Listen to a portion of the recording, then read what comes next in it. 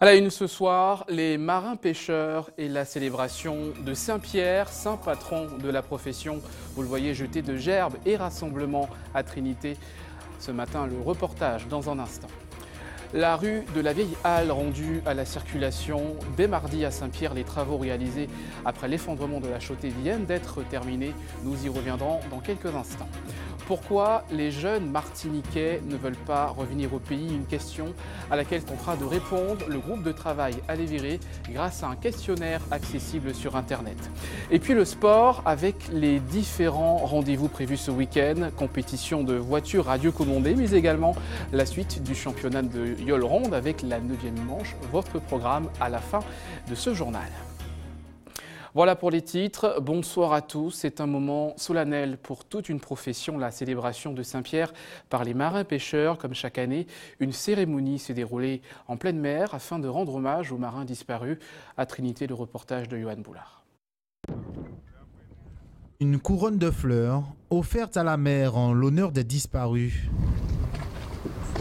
Un geste solennel qui prend tout son sens dans le cœur d'Olivier. Moi, dans la pêche, moi, peu de famille, moi, ça, à part moi, il porte disparu. Ce jeté de gerbes signe l'épilogue d'une cérémonie en mémoire du martyr de Saint-Paul et Saint-Pierre. Un jour où les pêcheurs rendent grâce à leur saint Pierre, pêcheur devenu pape. Saint-Pierre, c'est le premier pape. Saint-Paul, on dit que c'est la deuxième colonne de l'Église. On pourrait dire que c'est le deuxième fondateur de l'Église, puisque c'est lui qui a formulé les doctrines. Louange à toi, Seigneur Jésus. Au programme, prière et bénédiction, des pratiques essentielles pour certains de ces professionnels de la mer. Avec la foi en guise de boussole, jour après jour, ils bravent les éléments. Soit on peut faire la pêche pour pas qu'on bon Dieu, mais pas qui ça on peut faire la mer. Ça veut dire que baïda assemblée religieuse aussi, et puis que c'est très important pour nous honorer le jour même. C'est surtout le jour qui a intéressé nous de mémoriser. Cette solennité liturgique laisse tout de même la place à la communion et au partage. C'est un jour aussi qu'il ne faut pas oublier, parce que nous sommes des madames, nous sommes des chamaïs. Et puis nous, les populations aussi, que nous avons invité aussi à venir. Et puis nous, pour voir que les marins-pêcheurs sont des gens ouverts. Une journée fédératrice à laquelle Gaston repense avec nostalgie. De son temps, comme il le dit, tout était si différent. Alors que si la continue, c'est la continuité, même si vous avez un petit arrangement après, mais vous avez senti toujours debout. Nous essayons de les rassembler, mais peut-être qu'ils aident à rassembler, ils disperser. Alors c'est ça, nous les ramener à la source, puis nous comprenons, prend là et boire le corps. Si certains n'ont pas pris part à la cérémonie religieuse, ils assurent qu'ils participeront au pot de l'amitié, peut-être simplement pour ne pas faire de vagues. Saint-Pierre, la ville maintenant, avec cette bonne nouvelle pour les habitants, la réouverture imminente de la rue de la Vieille Halle, fermée depuis 10 mois en raison de l'effondrement de la chaussée, en raison d'intempéries, rappelez-vous. C'était en octobre dernier. 92 000 € de réparation financés en partie par la CTM devraient donc permettre un retour à la normale dès mardi. Attention, entrée en vigueur de la nouvelle limitation de vitesse sur les routes secondaires françaises, 80 km/h au lieu de 90. Les voies concernées, vous le voyez, donc la route départementale 7 sur la commune des Trois-Îlets, notamment la RN1 sur la commune du Robert, la RN1 sur la commune de Trinité ou encore sur la commune du Marigot, des changements qui vont rentrer en vigueur à partir du 1er juillet 2018. Autre changement de ce 1er juillet, plus classique, celui-là, l'évolution des prix du carburant et du gaz, moins 3 centimes par litre pour le sans-plan, moins 2 centimes pour le gazoil. Le prix de la bouteille de gaz est quant à lui fixé à 22,37 €, soit une baisse d'1 centime. Et puis enfin la qualité de l'air avec un indice de 9 ce vendredi, médiocre donc. Demain, l'indice attendu est donc de 7, une légère amélioration. On va parler du cinéma maintenant avec l'ouverture d'un bureau d'accueil de tournage d'ici la fin de l'année, annonce faite ce matin par la CTM lors de l'officialisation d'une convention entre le Centre national de cinématographie et l'État. Celle-ci permettra notamment d'apporter des financements supplémentaires aux cinéastes martiniquais, une enveloppe globale de 529 000 €. On écoute les précisions recueillies par Michelet François. Pour nous, en tant que réalisateurs, cette signature, c'est un grand pas, puisque c'est vrai que ça fait des années qu'on attendait. D'autres avant nous, d'autres réalisateurs, producteurs se sont battus pour, des gens comme Patrick Beaucelin, comme Max Monrose, David Donat, enfin tous ces anciens du cinéma et de l'audiovisuel en Martinique se sont battus pour. Et elle voit enfin le jour, donc on ne peut que saluer au sein de notre IAM cette signature. Elle va susciter de nouveaux projets, en tout cas les auteurs et réalisateurs savent qu'aujourd'hui ils ont cette aide. Cette convention dit simplement, chaque fois que la CTM apporte 2 € pour un projet cinématographique, le CNC, lui, il apporte 1 €. Donc ça va permettre d'abonder un fonds qui permettra aussi bien à nos auteurs, à nos réalisateurs, à nos producteurs de bénéficier d'une aide qui permettra au moins le démarrage de projets, ne serait-ce que l'écriture. Il faut quand même quelque chose pour démarrer, même si après, bien sûr, les producteurs et les réalisateurs, ils vont chercher des fonds ailleurs pour réaliser leurs films. Et toujours à propos de l'industrie du 7e art, la prise de position de la SPICAM, syndicat des producteurs indépendants de la Martinique, dans le bras de fer entre l'État et les exploitants de salles antillaises, qui refuse l'augmentation d'une taxe louée au financement du Centre national de cinématographie. La SPICAM est donc pour cette augmentation qu'elle considère comme nécessaire et légitime. Écoutez les réactions recueillies par Michelet François.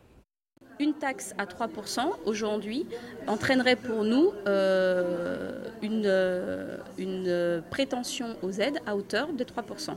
Nous, ce que nous voulons, c'est que pour le moment, elle est à 10,72. Nous voulons prétendre à hauteur de 10,72. C'est tout.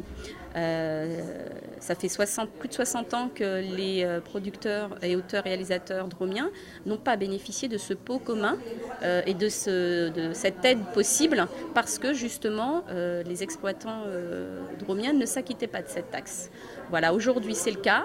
Nous avons mené cette bataille. Donc en l'état, tant qu'on ne nous sera pas assuré que le gel à 3% n'entraînera pas des conséquences directes sur nos droits, nous nous battrons pour que la loi soit appliquée. C'est l'un des défis de la Martinique, stopper l'émigration. Chaque année, notre territoire perd 12 000 habitants. Un groupe de travail a été créé il y a 6 mois, il s'appelle Aller Virer. Et il vient de mettre en place une plateforme internet. Un questionnaire est disponible pour sonder la jeunesse martiniquaise sur le sujet du retour au pays. Écoutez ces réactions recueillies par Yohan Boulard. La toute première étape, c'est le lancement d'un questionnaire en ligne où on va tenter d'identifier le phénomène des départs et des retours. Au niveau de la diffusion, on pense utiliser beaucoup les réseaux sociaux, comprendre pourquoi on a ce départ massif des jeunes de la Martinique et pourquoi ils ne rentrent pas. Donc, est-ce qu'il y a des éléments déclencheurs? Est-ce que le fait de vouloir un cadre familial plus une qualité de vie meilleure peut être un élément déclencheur, etc.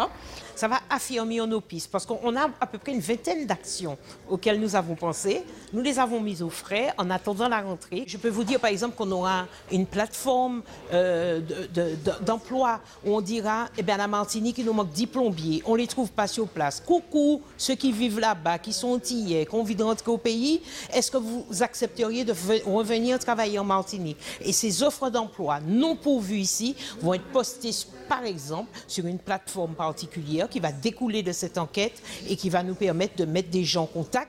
Vous savez, quand on va à la pêche, il faut aller chercher le poisson, il faut pouvoir l'attirer, il faut pouvoir le séduire. Et bien là, c'est pareil. Tant qu'on ne fait rien, les gens ont l'impression que rien ne se passe. Et ce groupe de travail propose donc un rassemblement le 16 juillet au Palais des Congrès de Madiana à partir de 9h pour tous les jeunes martiniquais qui souhaitent s'informer sur le retour au pays. Notre invité ce soir, Alain Néméry, bonsoir. Oui, bonsoir. Vous êtes le directeur de la COPMAR, la coopérative porcine des éleveurs martiniquais. Merci d'avoir accepté notre invitation. Alors vous organisez demain une journée portes ouvertes et vous avez inauguré ce matin les nouveaux locaux de la COPMAR. Quelle est la différence avec les anciens locaux puisqu'ils se situent sur le même site à peu près?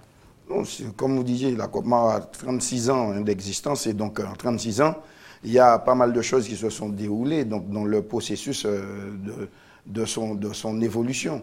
Et donc, les deux segments qui composent la coopérative, c'est un segment lié à l'organisation de la production même, les éleveurs en amont, et puis il y a la mise en marché et les conditions ou les dispositions qu'il faut pour que la viande soit mise à disposition des consommateurs ou des distributeurs différents. Donc, alors, sur les nouveaux locaux, différence sur les nouveaux locaux, eh bien, c'est que ce sont des locaux qui sont beaucoup plus fonctionnels et qui permettent d'aller beaucoup plus loin dans la gamme de produits que l'on peut réaliser.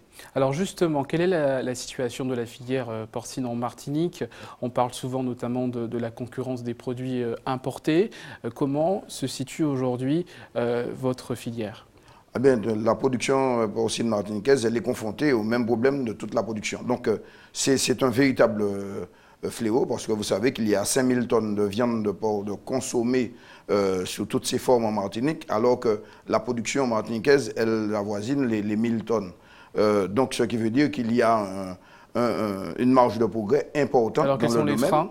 Et les freins, ce sont des freins profondément structurels, qu'il s'agit concernant les produits d'importation, parfois sur leur forme, parce que la forme congelée est très usitée dans le cadre de la mise en marché et de la commercialisation. Et donc, il y a des coûts qui sont totalement amoindris, tandis que sous une importation fraîche, avec une viande de proximité que nous pouvons offrir aux consommateurs martiniquais à valeur 2 jours ou 3 jours maximum après abattage, eh bien, nous avons cette même viande. Si elle arrivait dans les mêmes conditions de concurrence, c'est-à-dire par l'avion en Martinique, pour que ça soit une proximité de l'ordre de 2 jours ou 48 heures, le prix serait multiplié par 3 ou 4. Donc les nombreux efforts faits par les producteurs martiniquais ont permis de gommer en termes de technicité, en termes de productivité, en termes de qualité, sur le plan génétique également, ont permis de gommer les écarts de coûts et permettre de mettre à disposition du Martiniquais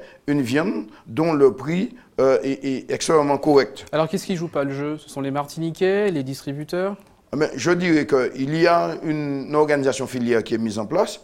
Dire qu'ils ne jouent pas le jeu, quand il y a une situation d'ordre structurel, c'est-à-dire qu'il faut croire qu'il y a des responsables à tous les niveaux, que ce soit au niveau de la production, mais ils prennent leur part de responsabilité, font ce qu'ils font, que ce soit sur le plan politique, qui nécessite une analyse ou une vision du développement qui soit adaptée à la situation de l'élevage ou de l'agriculture proprement dite, et donc, et également ceux qui sont dans le segment de la distribution, de la commercialisation, et donc la COPMAR qui se positionne avec sa filiale, la Sotradev, sur tout le segment de la production jusqu'à la mise en marché, fait les efforts qu'il faut et donc frappe aux portes nécessaires pour pouvoir se développer. C'est l'objet de l'outil structurant que nous avons construit, permettant d'aller le plus loin possible dans la gamme de produits élaborés et donc une diversification qui devrait permettre d'augmenter les volumes. Et c'est une part du travail. Alors vous parlez de filières structurées, c'était notamment l'un des thèmes développés et des solutions développées par les assises de l'outre-mer, notamment pour les assises de l'agriculture. Qu'est-ce qui a découlé de ces réunions pour la filière porcine? Non, c'est-à-dire que la filière porcine en elle-même est considérée comme epsilon. Bon, maintenant, dans le cadre de la diversification, nous n'avons pas attendu ou nous n'avons pas forcément discuté de cela pour pouvoir nous développer. Il y a les fonds structurels qui permettent justement d'abonder les écarts de coûts, les équilibres de coûts en matière de production. Maintenant, nous n'avons pas travaillé dans ce volet-là uniquement parce qu'il y en a plein. Les assises, il y a eu les états généraux, il y a eu un certain nombre de domaines, c'est vrai, mais quand je parle de structurel, il s'agit de prendre véritablement en considération la situation des éleveurs parce que ça nécessite des financements, ça nécessite une organisation technique, cela nécessite un accompagnement tant au niveau des coopératives et tout cela ne peut se faire qu'à partir du moment qu'il y a une organisation concertée, globale de l'ensemble des secteurs. Alors, coopérative, est-ce que ça fonctionne bien? Est-ce que c'est un modèle qui fonctionne bien en Martinique? Alors, c'est vrai qu'il y a pas mal de déboires dans d'autres coopératives. Est-ce qu'au niveau de la COPMAR, est-ce que vous arrivez à fédérer l'ensemble, une grande partie des éleveurs porcins? Une bonne partie des éleveurs porcins est fédérée. Combien? Donc c'est d'abord, il y a une trentaine, une quarantaine de producteurs au sein de la coopérative, et dont une cinquantaine quand on analyse les prospects, parce qu'il y a des gens qui ne sont pas forcément à la coopérative, mais qui bénéficient aussi du conseil, qui bénéficient parfois des créneaux de distribution, et donc il y a une cinquantaine de producteurs. Donc nous faisons ce que nous avons à faire. Et une coopérative, c'est d'abord une adhésion volontaire. Une coopérative, c'est l'essence même de la démocratie. C'est un endroit où on retrouve des gens qui se rassemblent pour développer, mettre en commun leurs moyens pour faire vivre leur production, mais ils peuvent avoir leurs obédiences différentes, leurs positions politiques différentes, leurs choix idéologiques ou culturels différents, mais dont l'objectif final, c'est de pouvoir vivre de la production sur laquelle ils se sont mis en commun. Alors avant de se quitter, c'est l'essence de la démocratie, comme je vous dis. On va revenir sur l'événement de demain, excusez-moi. On va revenir sur l'événement de demain avec cette journée porte ouverte, donc du coup, dans les nouveaux locaux de la COPMAR. Qu'est-ce qui sera proposé, notamment au grand public? Alors donc, il y a deux volets. Un volet, puisque c'est une journée découverte, porte ouverte, mais découverte, segment en amont avec visite d'exploitation. Donc vous pouvez voir le travail des producteurs sur le terrain. Donc il y aura deux passages, deux visites qui sont organisées, donc où les inscriptions ont été clôturées. Et également, quand on dit découverte, c'est découvrir tout le potentiel du savoir-faire des jeunes Martiniquais dans le domaine de la découpe, de la transformation de la viande. Et donc, tous les produits que nous réalisons seront mis à disposition du grand public, comme ça s'est fait déjà sur d'autres sites ou bien à d'autres occasions, les salons, les foires. Mais sur notre site, nous invitons la population martiniquaise, en collaboration avec d'autres structures dans le domaine de l'artisanat ou de l'agro-transformation ou encore des fruits et légumes, et à venir collaborer sur notre site dans le cadre de la mise en avant de nos produits, mais également de l'artisanat martiniquais. Merci beaucoup Alain Liméry pour toutes les informations sur cette journée porte ouverte, découverte donc demain sur le site de la COPMAR qui est donc situé à l'abattoir, dans l'enceinte de l'abattoir départemental, la place d'Armes, au Lamentin. Merci à vous. Merci. Restez avec nous. La suite de votre journal avec la suite de votre journal. Dans quelques instants, nous irons en Guyane avec notamment cette... Alors, excusez-moi, je suis un petit peu perdu. On va poursuivre le cours de ce journal et on va en Guyane avec notamment cette opération pour démolir des squats sur la commune de Matoury. La commune de Matoury qui connaît ce problème récurrent. On voit ce reportage de nos confrères d'ATV Guyane.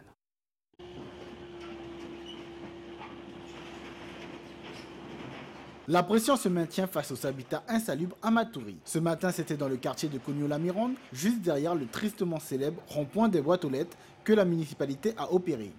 Tracteurs et tôles froissées, voilà le décor que les habitants ont pu observer en ce début de matinée. C'est plus que nécessaire, puisque c'est un lieu qui crée un sentiment de sécurité, notamment le matin vers 6h30 lorsque les nombreux élèves, lycéens, et collégiens et écoliers viennent pour accéder au bus. C'est un lieu vétus, insalubre. Et donc au cours des patrouilles, nous arrivons à les détecter puisque nos nombreuses patrouilles sur l'ensemble du territoire nous permettent de vérifier tout ce qu'il y a d'illicite. La mairie entend par cette démolition améliorer les conditions de vie des habitants de ce quartier, mais également de tout son territoire. Nous sommes dans la continuité de ce que j'avais annoncé, qui avait deux objectifs. En fait, d'une part, améliorer les conditions de vie des habitants de la zone, de ce quartier, et deuxièmement, lutter précisément contre un phénomène d'insalubrité et d'insécurité. Le squat qui a été aujourd'hui démonté, c'est simplement parce qu'il servait certainement de recel à un certain nombre d'objets et d'activités illicites. Dans sa vision d'aménagement de son territoire communal, le premier magistrat confie que la maîtrise du foncier reste un élément majeur. Absolument, il s'agit pour nous aussi d'aménager, de maîtriser notre aménagement. Parce qu'on ne peut pas aménager si on ne maîtrise pas le foncier. Donc on est obligé aussi de faire ce qu'il y a à faire, de faire de l'espace, de démonter. Alors, vous employez le terme démolir, c'est un terme qui a une connotation un peu négative. Alors je dis que nous démontons ce qui est construit, d'accord, pour pouvoir aménager les espaces en fonction de notre vision que nous avons d'aménagement. Nous avons une véritable vision là-dessus, un plan d'aménagement global du territoire. Et je crois que nous serons déterminés, je viens déterminés à faire ce qu'il faut faire. Et je prendrai toutes mes responsabilités à ce niveau-là, toutes mes responsabilités pour que notre aménagement soit maîtrisé. La lutte contre l'habitat spontané se poursuivra tout au long de l'année sur l'ensemble de la commune de Matoury. Restez avec nous, donc voici la suite de votre journal. Dans quelques instants, votre JT des communes. Ce soir, rencontre avec l'ancienne speakerine martiniquaise Michelle Maillet. Elle est à son 3e ouvrage qui notamment parle de sa rencontre avec Michelle Obama et Saint-Benoît. Et puis nous reviendrons notamment sur ce travail de collégiens lorinois avec notamment la construction de maquettes sur le thème « La ville idéale ». Mais d'abord, une petite page sport avec d'abord quelques mots de cyclisme. Le Tour de Marie-Galante était donc à sa 3e étape aujourd'hui. Le coureur Michael Stanislas, coureur martiniquais, a perdu son maillot jaune après 149 km. L'étape a été remportée par Johan Fuentes du Guadabikeuse et c'est Gregor Kiakowski qui endosse donc le maillot jaune. Le football, ne ratez pas ce rendez-vous demain, 8e de finale de l'équipe de France face à l'Argentine. Un match à suivre en direct à partir de 9h50 sur ATV. Et puis votre agenda, parmi les rendez-vous sportifs attendus ce week-end en Martinique, la 9e manche du championnat de Yolrande. Au programme également une compétition de voitures télécommandées. Voyez l'agenda sport signé Karel Chassol. Nos Yoleurs seront dimanche sur le plan d'eau de Sainte-Luce à l'occasion de la 9e manche du championnat de la Martinique. Au menu, 3 courses, dont la première aura lieu à partir de 10h. Et le plan d'eau de Sainte-Luce sera décidément très prisé ce week-end. En effet, 2 courses de gommiers auront lieu demain à compter de midi. En cyclisme, si un bon nombre de nos coureurs sont au Tour de Marie-Galante, le 37e Tour de la Martinique sera présenté demain 14h30 au Bambou Hôtel aux Trois-Îlets.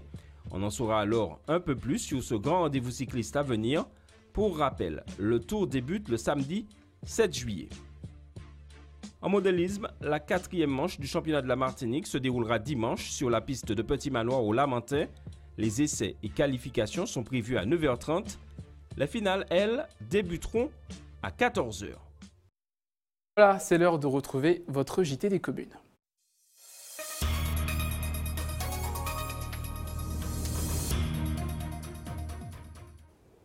Votre JT des communes ce soir, je vous le disais, rencontre avec Michelle Maillet, ancienne speakerine sur Antenne 2, écrivaine maintenant.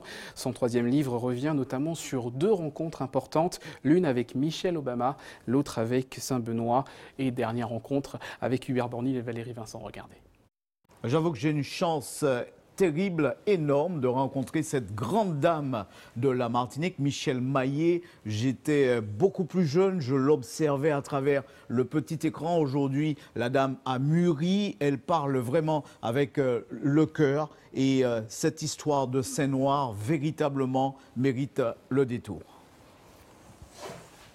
Michelle Maillet vit actuellement entre Paris et les Trois-Îlets. Lorsqu'on ne la surprend pas dans son jardin, c'est l'écriture qui occupe le plus clair de son temps. Ce 3e ouvrage, elle y a consacré une dizaine d'années.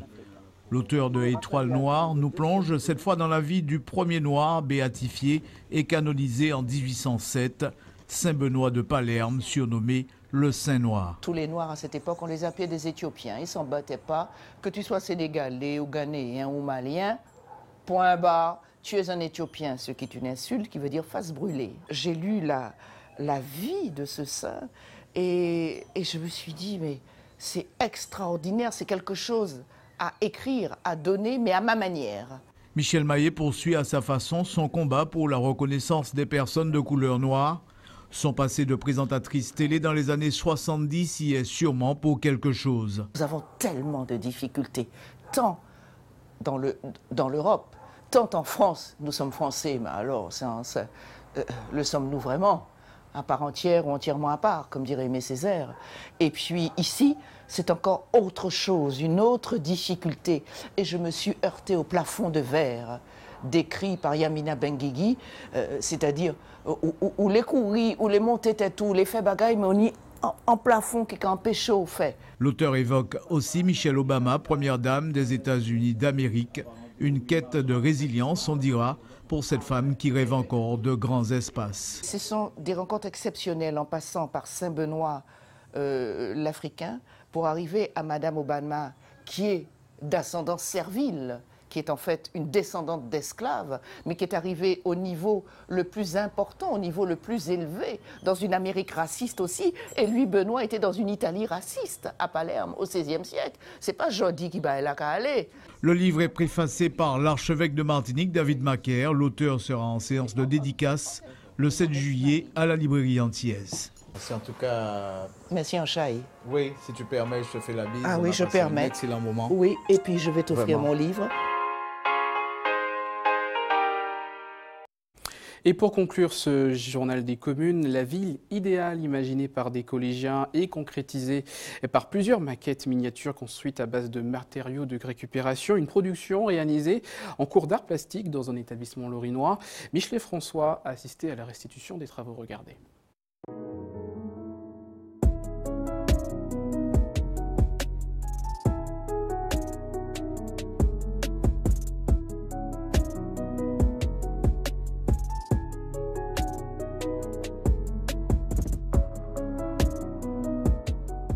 Nous avons imaginé une ville piétonne dans 30-20 ans qui serait aménagée avec des objets recyclables. Nous avons utilisé des feuilles de banane, des coquillages, du sable, du papier cartonné, des matériaux de recyclage pour donner vie à quelque chose de nouveau pour que dans 30-20 ans nous pourrons l'utiliser au lieu que ça soit sous la plage.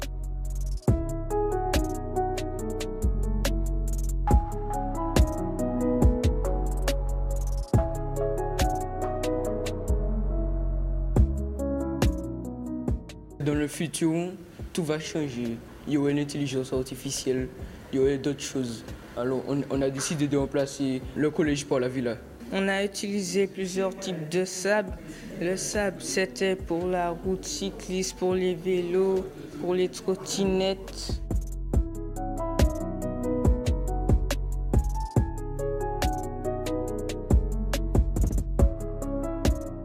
Il n'y a pas assez d'activités pour les jeunes au loin. Alors on a représenté un théâtre, un labyrinthe, puis on a fait une ville pour avoir moins de pollution en Martinique. Il y a un labyrinthe, il y a un endroit pour se reposer avec des hamacs. L'objectif étant de sensibiliser les élèves à la protection de l'environnement, au développement durable.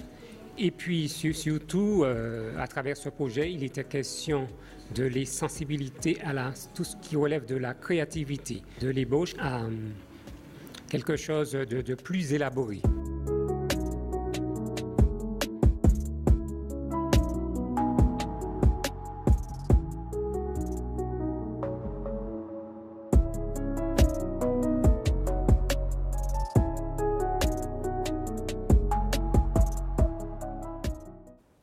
Voilà, retour dans le présent, c'est la fin de votre journal. Restez avec nous, dans quelques instants, votre rendez-vous entier PA, présenté par Régine Germani. À tout de suite.